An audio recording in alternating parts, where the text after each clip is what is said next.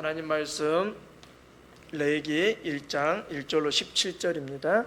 그리고 7장 37절로 38절입니다. 우리 같이 말씀 뒤에도 있습니다. 제일 끝장에 6페이지에도 있고 여기에도 있습니다. 같이 읽겠습니다. 여호와께서 회막에서 모세를 부르시고 그에게 말씀하여 이르시되 이스라엘 자손에게 말하여 이르라. 너희 중에 누구든지 여호와께 예물을 드리려거든 가축 중에서 소나 양으로 예물을 드릴지니라. 그 예물이 소의 번제이면 흠없는 수컷으로 회막문에서 여호와 앞에 기쁘게 받도록 드릴지니라. 그는 번제물에 머리에 안수할지니 그를 위하여 기쁘게 받으심이 되어 그를 위하여 속죄가 될 것이라. 그는 여호와 앞에서 그 숫송아지를 잡을 것이요 아론의 자손 제사장들은 그 피를 가져다가 회막문 앞 제단 사방에 뿌릴 것이며 그는 또 그 번제물의 가죽을 벗기고 각을 뜰 것이요 제사장 아론의 자손들은 제단 위에 불을 붙이고 불 위에 나무를 버려놓고 아론의 자손 제사장들은 그 뜬 각과 머리와 기름을 제단 위에 불 위에 있는 나무에 벌려 놓을 것이며 그 내장과 정강이를 물로 씻을 것이요 제사장은 그 전부를 제단 위에서 불살라 번제를 드릴지니 이는 화제라. 여호와께 향기로운 냄새니라.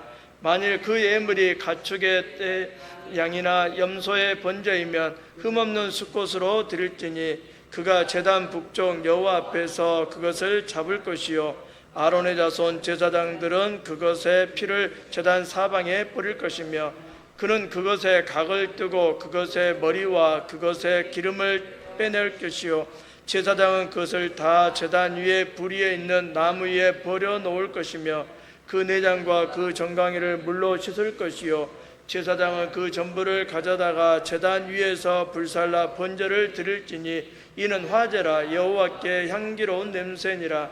만일 여호와께 드리는 예물이 새 번제이면 산비둘기나 집비둘기 새끼로 예물을 드릴 것이요 제사장은 그것을 제단으로 가져다가 그것의 머리를 비틀어 끊고 제단 위에서 불사르고 피는 제단 곁에 흘릴 것이며 그것의 모의 주머니와 그 더러운 것은 제단 동쪽 제 버리는 곳에 던지고 또 그 날개 자리에서 그 몸을 찢되 아주 찢지 말고 제사장이 그것을 제단 위에 불 위에 있는 나무 위에서 불살라 번제를 드릴지니 이는 화제라. 여호와께 향기로운 냄새니라. 아멘.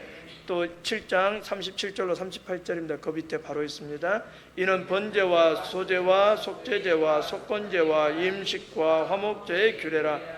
여호와께서 신의 광야에서 이스라엘 자손에게 그 예물을 여호와께 드리라 명령하신 날에 신의 산에서 이같이 모세에게 명령하셨더라. 아멘. 기도하겠습니다. 하나님 아버지 감사합니다. 주께서 오늘 저녁에도 저희들을 기도의 자리에 불러주시고 기도하게 하심을 감사합니다. 하나님 또 먼저 말씀 앞에 서 있습니다. 주님 말씀하여 주시고 은혜 베푸셔서 주님께서 오늘 우리에게 원하시고 기뻐하시는 것이 무엇인지를 깨닫게 하시고 알게 하셔서 주의 영광을 드러내는 믿음의 삶으로 인도하여 주옵소서. 감사합니다. 예수님의 이름으로 기도하옵나이다. 아멘. 수요 기도에 오신 권속들을 주님의 이름으로 환영하고 축복합니다. 아론이 아니라 첫 번째 가인과 아벨이 하나님 앞에 제사를 드렸습니다. 그런데 가인이 아벨을 죽인 이유가 있다고 어떤 분이 해석을 해놨더라고요. 왜 죽였을까요? 예배를 잘 드려서 죽였죠. 제사를 하나님이 아벨의 제사는 받으시고 가인의 제사는 받지 않으셨습니다. 그러니까 가인이 화가 난 거죠. 그래서 아벨을 죽였는데 왜 죽였을까 하면서 어떤 목사님이 써놓으신 책에 이런 내용이 있더라고요. 아벨만 없어지면 하나님이 내 제사는 받으시겠지 라는 생각이 있었다는 거죠. 근데 그게 상식적으로 맞지 않죠. 안 받으셨으면 누구한테 물어봐야 될까요? 하나님께 물어봐야죠. 왜 안 받으셨어요? 제 제사에 어떤 문제가 있었나요? 제 제사를 받지 않으신 이유가 뭡니까? 라고 하나님께 물었다면 얼마나 좋았을까요? 그런데 가인은 하나님께 집중하지 않고 아벨에게 집중했다는 거죠. 아벨 너만 이 땅에 없으면 하나님이 받으시겠지. 그런데 아벨을 죽인 후에도 하나님과의 관계는 달라진 게 없지, 오히려 하나님과 멀어졌다는 사실이죠. 그래서 우리가 그리고 또 이제 출애굽의 목적이 있습니다. 출애굽의 목적이 있는데 하나님이 430년 동안 애굽 땅에서 종살이하던 이스라엘 백성들을 출애굽시킨 이유가 뭐죠? 나를 섬기라고 이야기합니다. 가나안 땅 정복이 목적이 아니라 가나안 땅은 예배드릴 장소거든요. 그런데 섬기려고라고 이야기합니다. 거기 출애굽기 1장부터 쭉 읽어보면 바로에게 가서 모세와 아론이 하는 말이 있었습니다. 내가 여호와 하나님을 섬기기 위해서 나가야 되겠다라고 이야기합니다. 그걸 보고 히브리어로 아바드라고 하는데 예배라고 번역할 수 있거든요.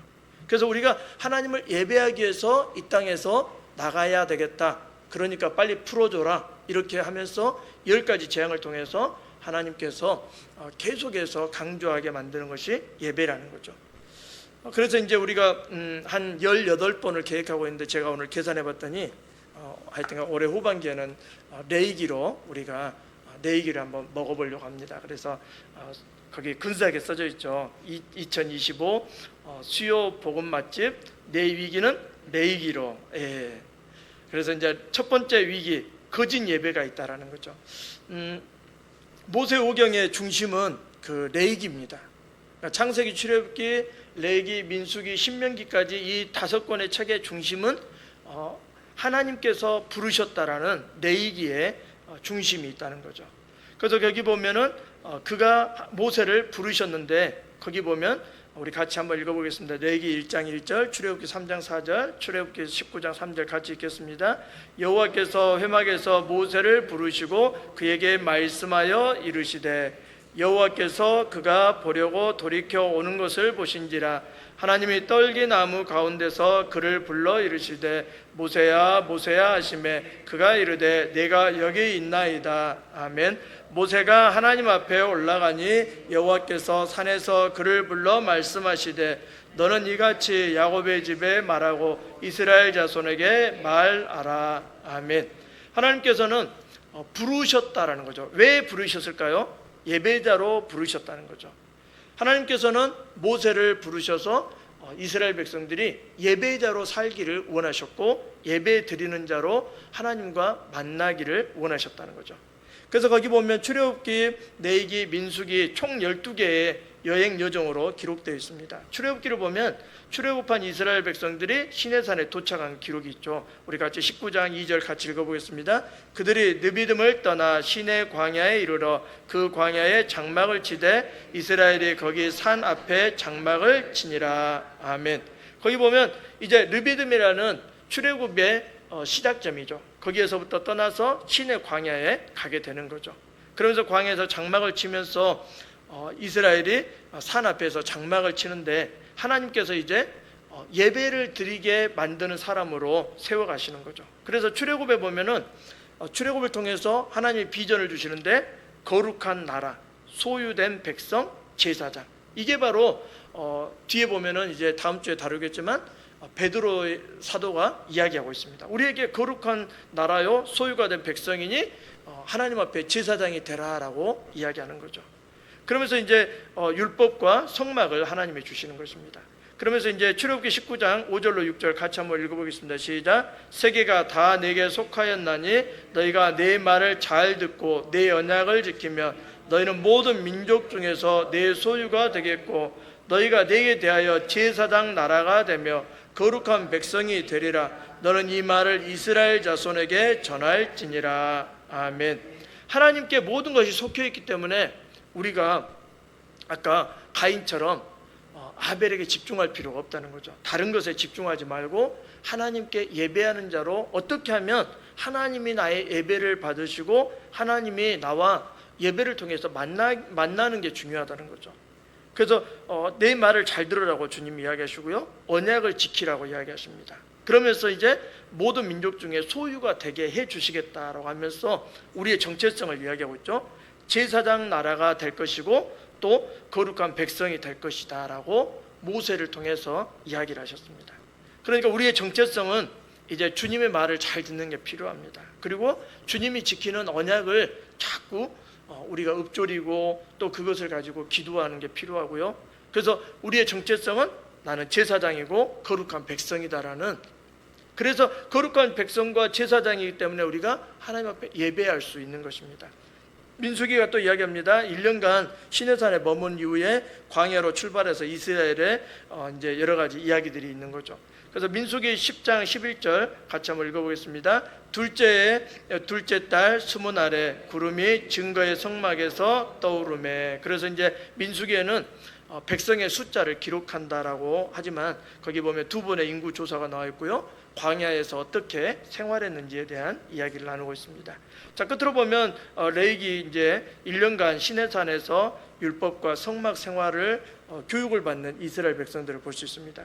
성막을 중심으로 어떻게 일상을 살아야 되는지, 한마디로 요즘으로 말하면 옛날에 우리의 그 70년대, 60년대, 70년대 어르신들 이야기 들어보면 교회 중심이었잖아요.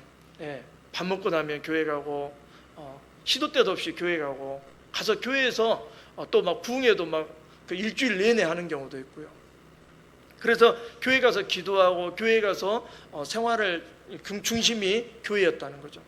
그런데 이제 우리의 생활이 너무 바쁘다 보니까 교회는 주일날 오는 것도 빠듯하고 수요일날은 더 오기 싫고 이런 이제 상황이 되어 있는 거죠. 그런데 우리의 일상생활은 성막 중심이라는 게 뭐냐면 예배의 삶이라는 거죠. 그래서 히브리서 12장 1절에 영적 예배가 바로 어떻게 하면 하나님을 높여드릴까, 어떻게 하면 하나님을 찬양할까, 어떻게 하면 하나님이 영광을 받으실까라고 늘 생각하는 게 필요하다는 거죠. 모세오경의 전체 구조를 잠시 살펴보겠습니다. 창세기 마지막 장면이 야곱의 12아들을 축복하는 장면입니다. 그리고 출애굽기에 보면 출애굽과 광야 생활과 시내산에 도착하고 성막을 건축하고, 그 다음 레위기에서는 거룩, 예배, 정결, 속죄에 대한 이야기를 나누고 있는 거죠. 예배가 그리고 정결이 이렇게 해야지만이 주님과 만날 수 있고 주님과 관계성이 있기 마련이기 때문에 거룩이 필요하다는 거죠. 그 다음에 출애굽기에는 성막을 이제 해체하죠. 그러면서 시내산을 출발하고 그리고 이제 광야 여행을 하고 이제 가나안에 이제 도착하려고 하는 그런 시점에 도달합니다. 신명기 마지막은 모세가 12지파를 축복하고 있는 것으로 끝납니다. 그러면서 신명기는 모세가 3번 정도의 설교를 통해서, 긴 설교를 통해서 지금까지 율법에 대해서 계속 이야기하고 있는 것을 볼 수 있습니다. 자, 그러면 우리가 다뤄야 될 레위기는 주제의 구조로 보면은 종교적 차원에서 거룩이 필요하다는 거죠. 그다음 평민을 위한 제사적 거룩이 필요하다는 겁니다. 제사를 지르려면 거룩해야 된다는 거죠. 제사장이 제사를 집례하는 사람으로서 거룩해야 된다는 거죠. 그러면서 제사장 제도가 어떤 것인지 이제 이야기를 하고 있습니다. 또 문화적인 차원에서 거룩해야 된다는 거죠. 다른 종족과 다른 민족과 섞이지 말라는 것이죠. 그러면서 다른 문화를 받아들이지 말고 하나님만이 유일하신 분이라는 것을 이제 예배해야 된다라고 이야기합니다. 공동체적인 차원에서 거룩이라는 거죠. 나 혼자 거룩한 게 아니라 우리의 가정, 우리의 마을, 우리의 삶의 공동체가 거룩한 거죠. 그 다음에 언약적인 차원에서 축복과 저주의 서원이 있다는 거죠. 주님께서 이렇게 살면, 하나님을 잘 섬기면 복을 주시겠고, 하나님을 잘 섬기지 않으면 저주하겠다라고 분명하게 이제 이야기하고 있음을, 또 그리산과 또 에발산에서 나눠지는 그런 삶을 또 하나님께서 실제로 보여주고 계십니다. 거룩한 백성을 위한 하나님의 선물 꾸러미가 있습니다. 하나님께 나아감, 뭘까요? 거기에 보면 교회와 성막이죠. 성막을 통해서 하나님께 나아가게 하셨다는 거죠. 교회를 통해서 하나님께서 만나게 하시고 만나주시고 예배하게 하셨다는 거죠. 두 번째는 그 예배와 그 하나님과 동행함인데 그게 바로 제사와 예배라고 볼 수 있습니다. 지금 구약 시대 레위기는 제사에 대한 이야기지만 우리는 이걸 번역하면 예배라는 거죠. 하나님과 동행하는 것이 바로 예배라는 거죠. 자, 제사의 규정에 대해서 레위기 1장부터 7장에 나왔는데 제사장의 직무를 규정하고 있습니다. 그리고 일상의 정결 규정, 그 다음에 일상의 거룩함 규정, 제사장의 직무 규정, 절기 및 축제 규정에 대해서 이렇게 쭉 나와 있는데 이제 한번 또 보겠습니다. 자, 그러면 이제 본격적인 제목 그대로 내 위기는 레위기로 가보겠습니다. 예배에 대한 성경적인 이해가 있습니다. 우리는 가끔 그 예배를 그 이념으로 생각할 때가 있습니다.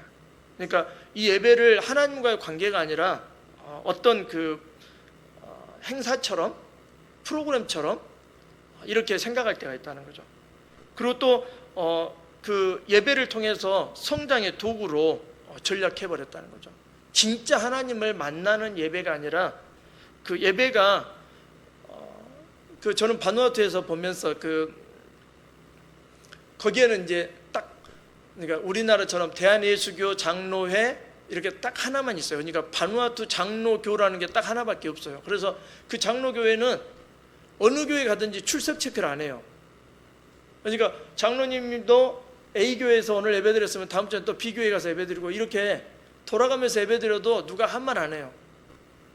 그러니까 한마디로 교회가 딱 하나라는 거죠. 근데 우리는 그 다른 교회 가서 예배드리면, 지난주에도 그 실험적인 예배에 대한 이야기를 한번 나눴잖아요.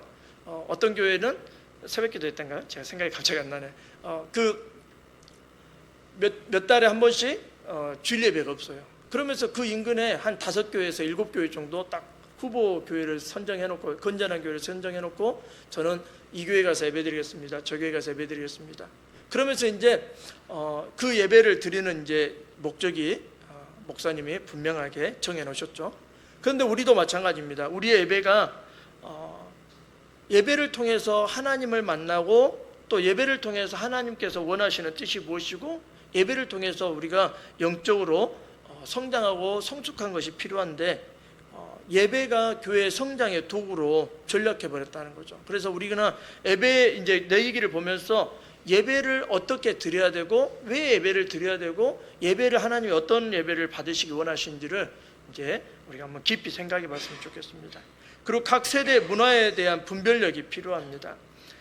이 시대에 우상 아닌 우상을 우리는 굉장히 많이 섬기고 있습니다. 돈도, 또 우리가 가장 많이 대하고 있는 것들이 우상이 될 수 있다는 거죠.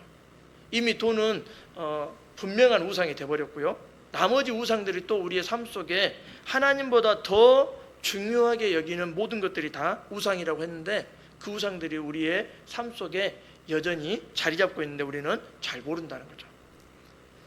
그런 이야기 했습니다. 그 옛날에 주일학교 선생님들은 아마 들으셨을 겁니다.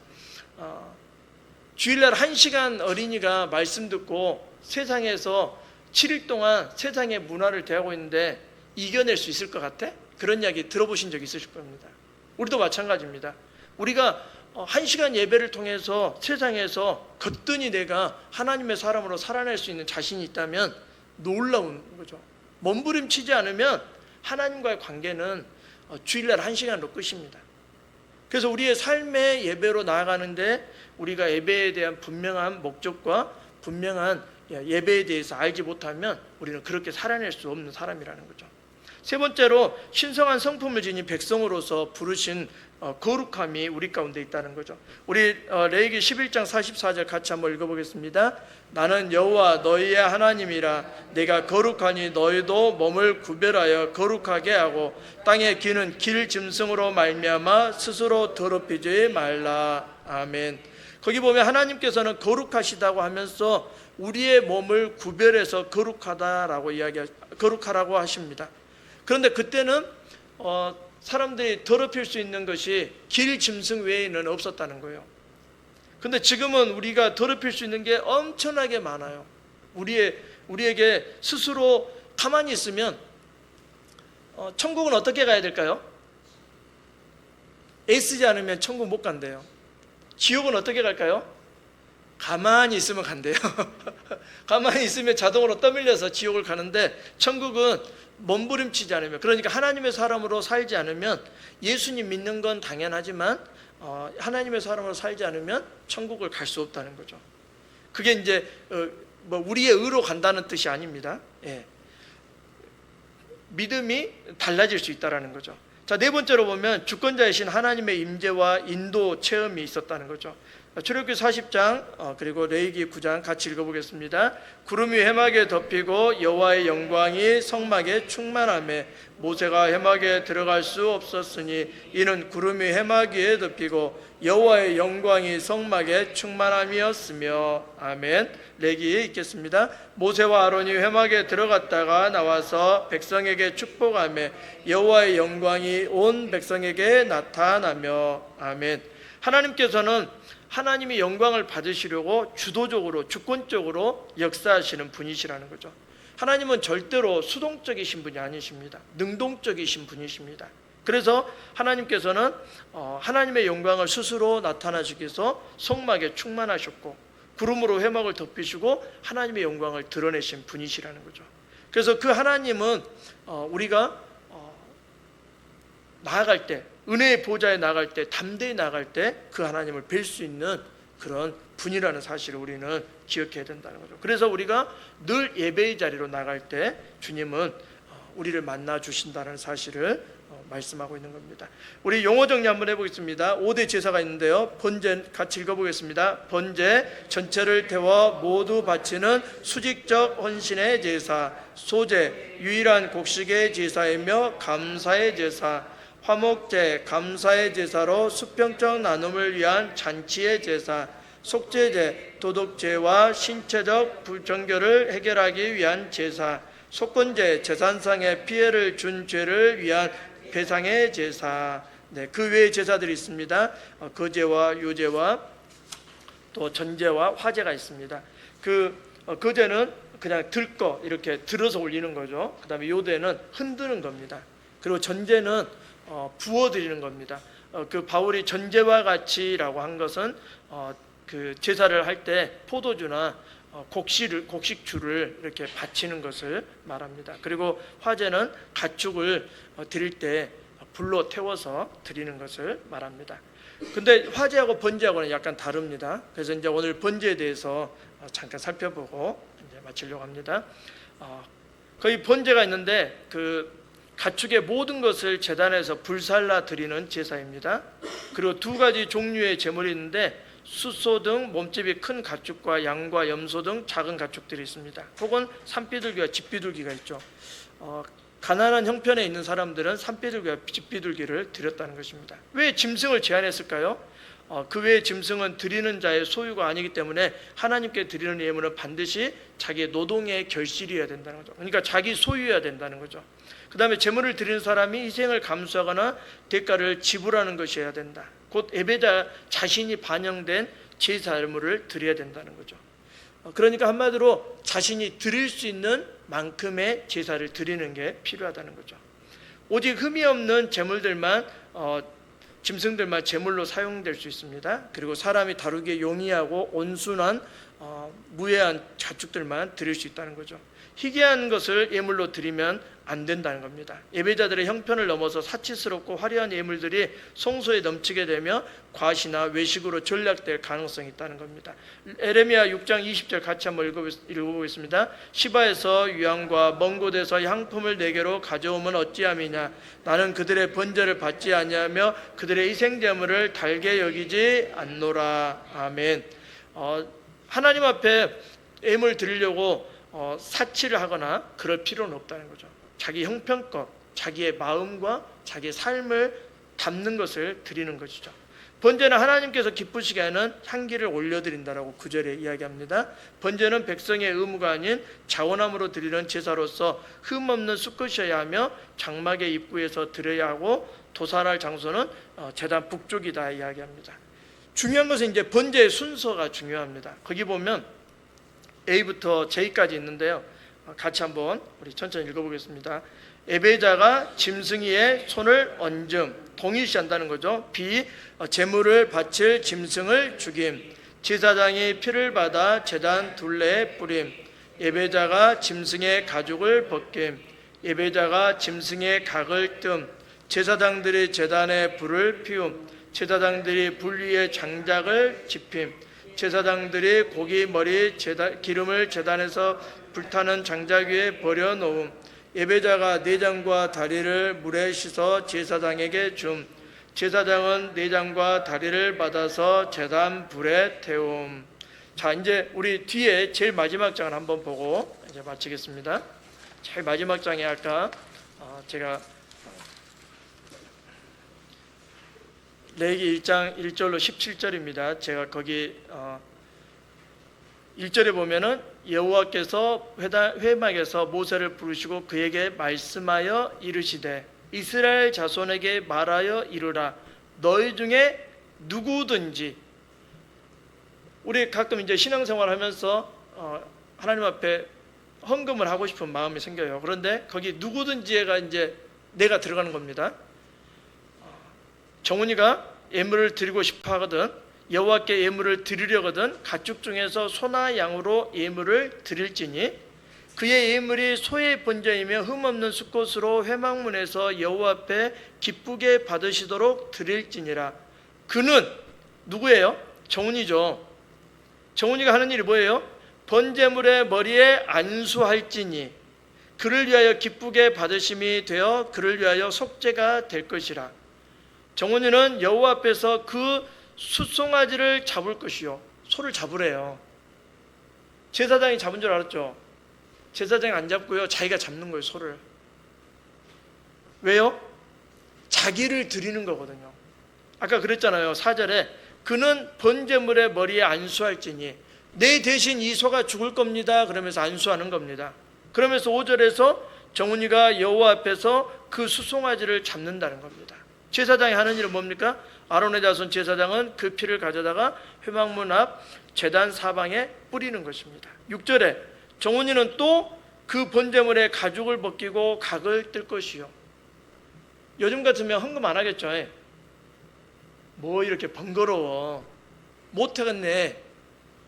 내가 소 갖다 준 것도 지금 감지덕지 해야 되는데 소한테 안수하고 이 소를 잡아가지고 각을 떠가지고 가죽까지 벗겨, 이게 예배거든요. 지금 예배, 보통 예배가 아니라는 거죠. 그런데 제사장, 제가 빨간 글씨로 해놨잖아요. 제사장 아론의 자손은 제단 위에 불을 붙이고 불 위에 나무를 버려놓고 아론의 제사장들은 뜬갑과 머리, 제사장들이 하는 일은 이래요. 근데 11절에 그러죠. 그가 제단 북쪽 여호와 앞에서 그것을 잡을 것이요 라고 이야기해요. 양이나 염소를 또 이제 번제로 드리려면 잡으라는 겁니다. 그것을 제단 북쪽에서 여호와 앞에서 잡으라는 겁니다.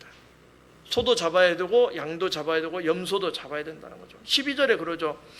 정훈이는 그것에 각을 뜨고 그것의 머리와 그것의 기름을 베어낼 것이요 라고 이야기합니다.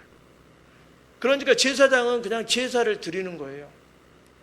그런데 이 예물을 드리는 자는 처음부터 끝까지 모든 걸 나를 드립니다라는 생각으로 그 짐승을 잡고 각을 뜨고 이제 제사장한테 주는 것을 하는 역할을 하는 거죠. 그러니까 예배가 어떻게 보면 나를 드리는 것이기 때문에 자기가 모든 걸 다 한다는 거죠.